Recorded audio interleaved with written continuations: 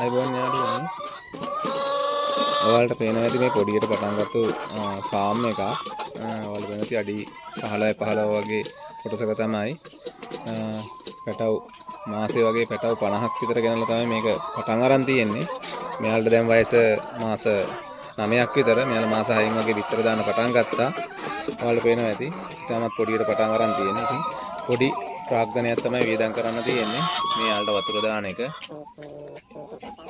මේ වලට කෑම දාන එක. මේ ඔයාලට පේනවා ඇති. ඉතින් ඔයාලට උනත් පුළුවන් පුංචියට මේ වගේ පොඩි ව්‍යාපාරයක් පටන් ගන්න. ඉතින් තමන්ගේ ආදායම පොඩක් ඉහළ නංව ගන්න.